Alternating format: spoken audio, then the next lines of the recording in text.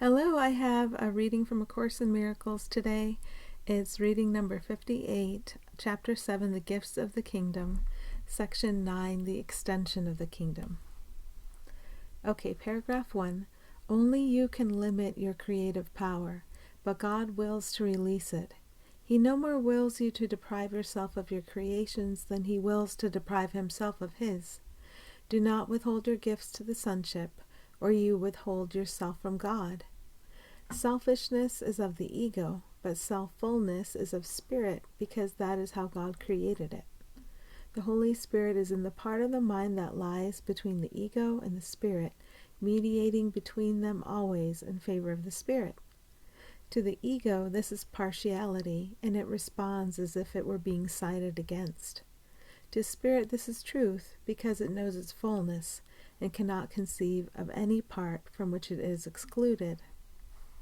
Okay, so back to the Holy Spirit is in the part of the mind that lies between the ego and the spirit, mediating between them always in favor of the spirit. I notice, before I talk about that, it seems like my recording is quiet. So I'm just going to pause and reset something and see if it's any different. Test. Okay, that's better. Okay, we're back in business. Sorry for if it was too quiet at first. So I'll read over it again. The Holy Spirit is in the part of the mind that lies between the ego and the spirit, mediating between them always in favor of the spirit. Okay, so when I don't feel good, I'm not allowing the mediator that's here for me, for all of us, to mediate in favor of the spirit. I'm instead ignoring the mediator that's always here for me. So when I don't feel good, I know I'm not relying on the help that's always here for me. And I can always just take a moment, pause, reorient, remember there's help here for me and everyone. It's nothing I can come at with analysis or with a pre-existing concept. It's more I relax out of ego's analysis. I relax out of ego's pre-existing concept, or I withdraw from it, or I see through it, and I know something else is here. Let's switch gears. The Holy Spirit is in the part of the mind that lies between the ego and the spirit, so the ego and spirit never meet, never interact. One's real, one isn't. But in our minds, we have a false mind and a right mind, or a sane mind and an insane mind and a sane mind. And it seems that the Holy Spirit is in the part of the mind that lies between the ego and the spirit. And what does it do? It mediates between them, always in favor of the spirit. So while we seem to be in time and space, and we seem to have decision points, and we seem to need to make our way through what we're perceiving, Holy Spirit's always going to lean in favor of the spirit. And it's not my false self-image that does that. It's spirit itself that does that. And I can learn to rely on it. When I'm not relying on it, I don't feel good. So that is a very useful indicator. Okay, paragraph 2. Spirit knows that the awareness of all its brothers is included in its own, as it is included in God. The power of the whole sonship and of its creator is therefore Spirit's own fullness, rendering its creations equally whole and equal in perfection. The ego cannot prevail against a totality that includes God, and any totality must include God. Everything he created is given all his power, because it is part of him and shares his being with him. Creating is the opposite of loss, as blessing is the opposite of sacrifice. Being must be extended. That is how it retains the knowledge of itself. Spirit yearns to share its being as its creator did. Created by sharing, its will is to create. It does not wish to contain God, but wills to extend his being. So going back to the ego cannot prevail against a totality that includes God, and any totality must include God. So one way I can look at a not good feeling appearing on the scene for me is that I'm trying to win a battle that is not winnable, and I might as well give up. Whatever that is, I might as well give up and understand the ego is never going to win, and the struggle is not the answer, and there's something here to rely upon. Spirit, who is the mediator and leans in favor of my sane mind rather than my insane mind. And so I can shift my reliance from ego, that false image, self-image, and all its goals and all its ideas about winning or succeeding, back to what is actually here, what we actually are together, spirit. The ego cannot prevail against a totality that includes God, and any totality must include God. So ego either twists the idea of God and places God in a hierarchy, or ignores God, one of the two. Ego either makes God a punisher or tries to obliterate the very idea of God, makes its own sources of separate and conflicting kinds of power at war with each other. It makes those into little gods. But we can stop and reorient and remember the totality that includes you, that includes me, that includes everyone, that includes God, and that is what is eternal. That is what is real. So when I don't feel good, that is what I can reorient toward, and that is what I can put in charge. Paragraph 3. The extension of God's being is Spirit's only function. Its fullness cannot be contained any more than can the fullness of its Creator. Fullness is extension. The ego's whole thought system blocks extension, and thus blocks your only function. It therefore blocks your joy, so that you perceive yourself as unfulfilled. Unless you create, you are unfulfilled. But God does not know unfulfillment, and therefore you must create. You may not know your own creations, but this can no more interfere with their reality than your unawareness of your spirit can interfere with its being.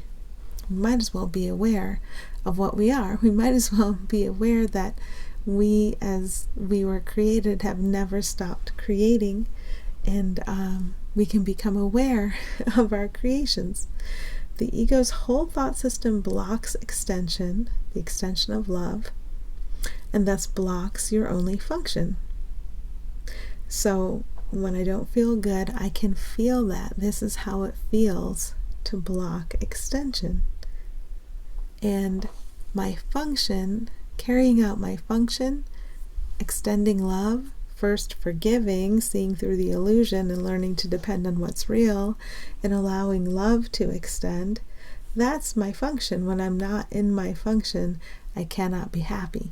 Ego will tell me all these things about the world and will say, if you get this thing or achieve that thing, then you'll be happy, and feed me this drug of temporary satisfaction. Meanwhile, I never feel totally fulfilled. But in my function, I do feel fulfilled. And then that gives us the motivation to continue to rely on spirit rather than on ego. The ego's whole thought system blocks extension. The whole thing blocks what would make us happy. So when we don't feel good, we're oriented toward that which blocks our happiness. So it's never anybody else's fault, even though it looks that way. It's never a deficiency in you, even if it looks that way. It's never a problem with the world, even and especially when it looks that way. That's not the cause of our feeling bad. Our feeling bad is always, always, always believing a lie from ego. And so thus blocks your only function. Our function is first forgiveness, and then allowing the love we are to extend from and through everyone and everything. And when we've stopped misjudging everyone and everything and recognize them as the totality with us, then we do allow love to extend. Okay. Paragraph 4. The kingdom is forever extending because it is in the mind of God. You do not know your joy because you do not know your own self-fullness. exclude any part of the kingdom from yourself, and you are not whole. A split mind cannot perceive its fullness and needs the miracle of its wholeness to dawn upon it and heal it. This reawakens the wholeness in it and restores it to the kingdom because of its acceptance of wholeness. The full appreciation of the mind's self-fullness makes selfishness impossible and extension inevitable. That is why there is perfect peace in the kingdom. Spirit is fulfilling its function, and only complete fulfillment is peace. So exclude any part of the kingdom from yourself, and you are not whole. Exclude any part of the kingdom from yourself, and I don't feel good. So there's motivation. If I want to be happy, I need to be inclusive.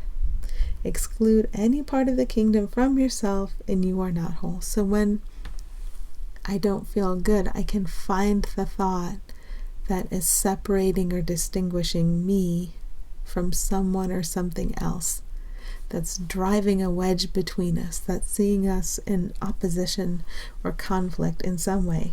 And I can practice setting those thoughts aside. I can be patient while I do that, and then I can call on Spirit, the mediator, to show me the way.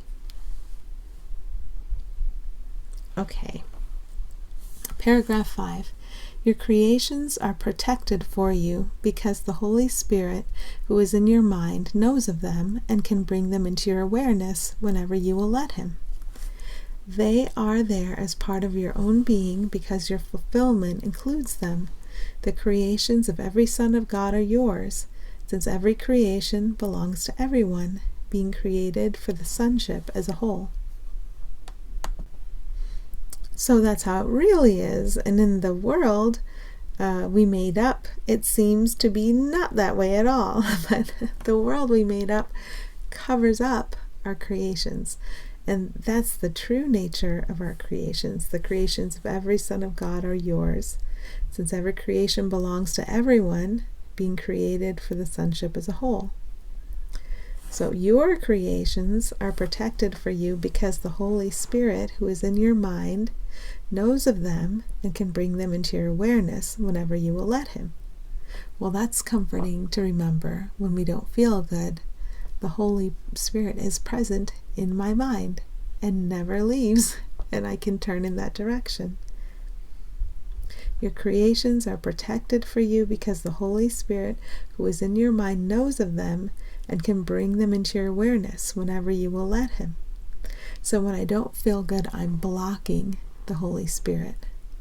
And if I can learn to relax out of that blocking by patiently finding the thought I'm using and believing in some thought instead of allowing Holy Spirit to carry out its function. So if I can find that and set it down for a moment and rest for a moment, then Spirit can bring my creations into my awareness. And these are not the creations of time and space.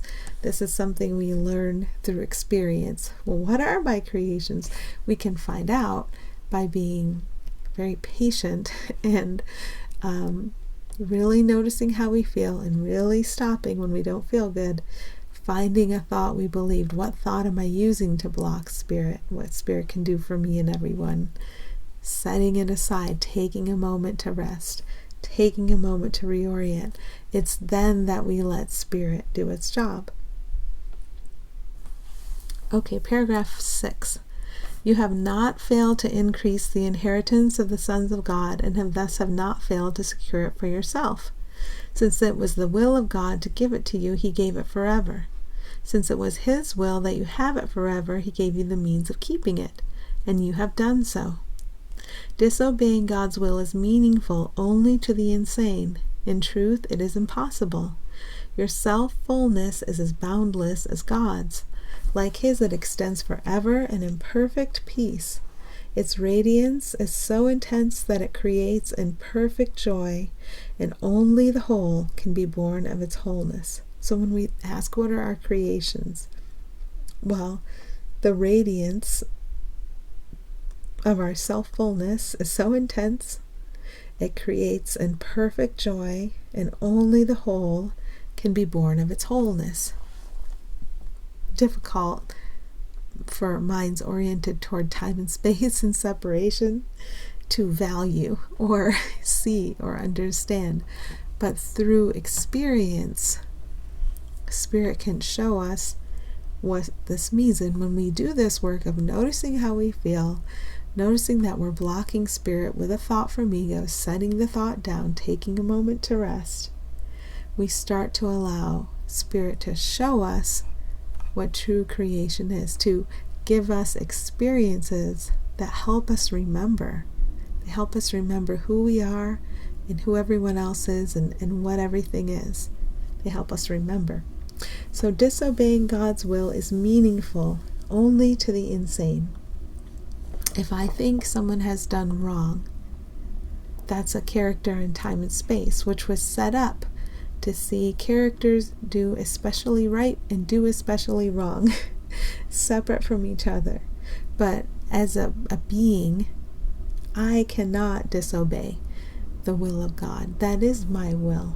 We're harmonious within God forever, and we share the will for perfect happiness forever.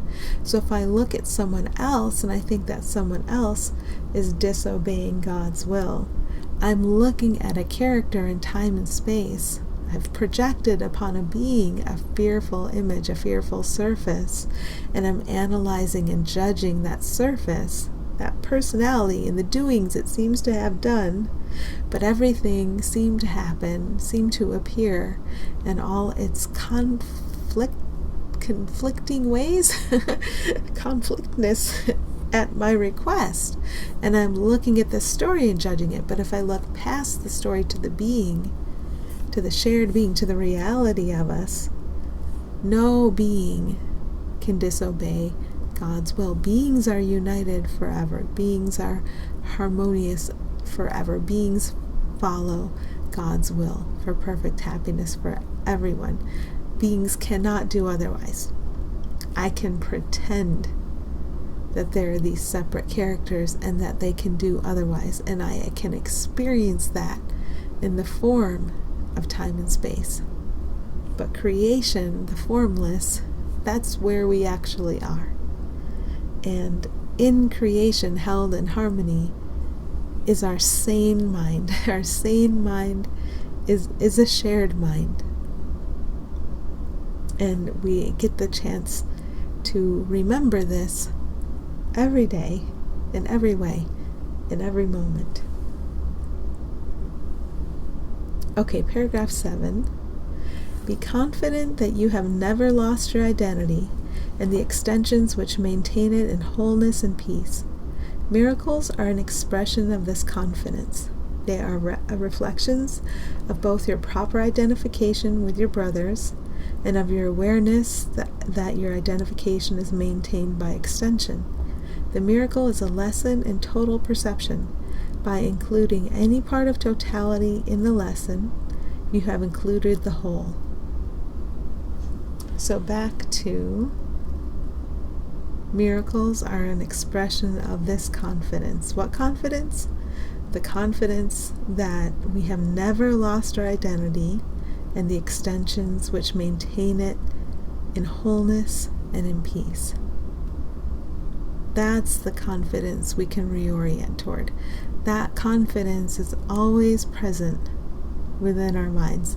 And as we learn to reorient toward it when we don't feel good, that's what allows the miracles to flow.